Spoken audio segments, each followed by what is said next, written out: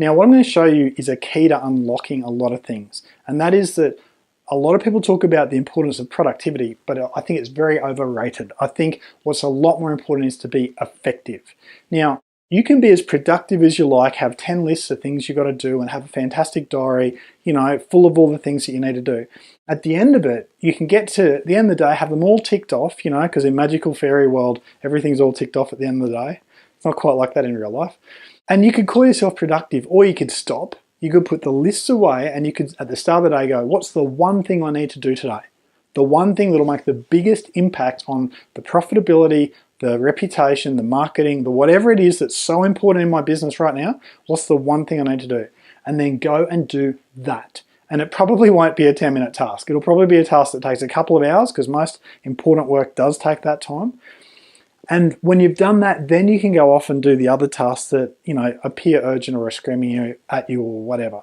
I had a Skype conversation with someone recently that was about a $25,000 conversation.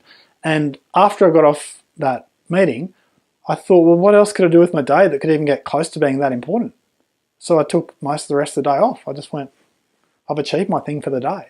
That's an example of being effective, not productive. And the weird thing was, I'd actually put off a whole heap of other projects earlier in the week to make space for that one conversation that was so important, which is just a living example of stop being productive, be effective, do the one thing that matters.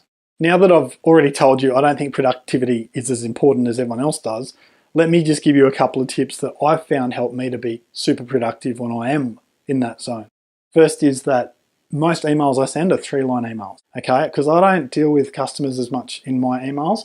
That's more our admin staff. So most of my emails are to staff or to people who are sort of working with me. So 3-line emails, type, send, gone. Also, anytime I'm in the car, I'm phoning someone, I'm coaching someone, I'm leading someone, I'm planning with someone. That car time is phone call time because I have to be in the car. I might as well use it properly. Another thing is that I never get someone to call me at 3 o'clock. I always say to them, I'll call you at 3 o'clock because that way I'm not waiting around for them to be ready. I'm ready at 3, I'm calling them at 3. Or if I'm a little bit over time and I call them at 3 past or 5 past, that was their time spent waiting for me, not my time spent waiting for them.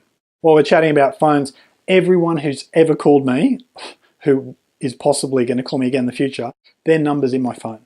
So when they call me, I know who's calling. It means I don't have to be like most business owners when they get home. Their phone rings, they look at the number, they don't recognize it, they pick it up thinking this might be important.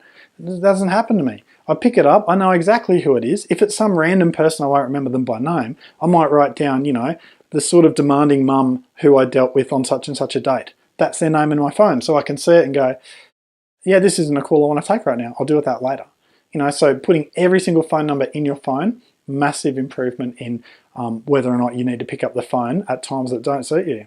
And then another big thing I've learned is I've learned to batch things, do things all at once. So this video series I'm making, I'll be making about 20 videos today. Okay, I'm not going to make one video a day because then imagine how long it would take me to set up my studio and stuff every time. It's like, I don't want to do that. I just do it once, do it as a batch, do it all in one day, get on with life. And most tasks that you do at work are like that. You can batch things, do them well. And then one more big tip for when you work with people, which you obviously do, you're a business owner or you're a CEO, is to, at the end of the conversation that you've had with them, you can way shorten that conversation by saying to them, right, what's the next step? And then letting them tell you, oh, the next step is I need to do this, or the next step is you need to do such and such. And you go, what's the next step? And they tell you, you're like, right, you make sure it gets written down, and you go, we'll make it happen, okay? And then you move on. It shortens meetings. It easily shortens most face-to-face meetings by about 20 or 30%, just saying, what's the next step? Still, all these productivity ideas, and there's 1,000 more you could search on the internet for, they're not going to change your work-life thing that you're dealing with. They're not going to make you a hero at both work and at home. What is going to make you a hero, someone people look up to, someone who is having a positive impact, is going to be being effective, choosing the most important things that have the biggest impact and putting your time into that.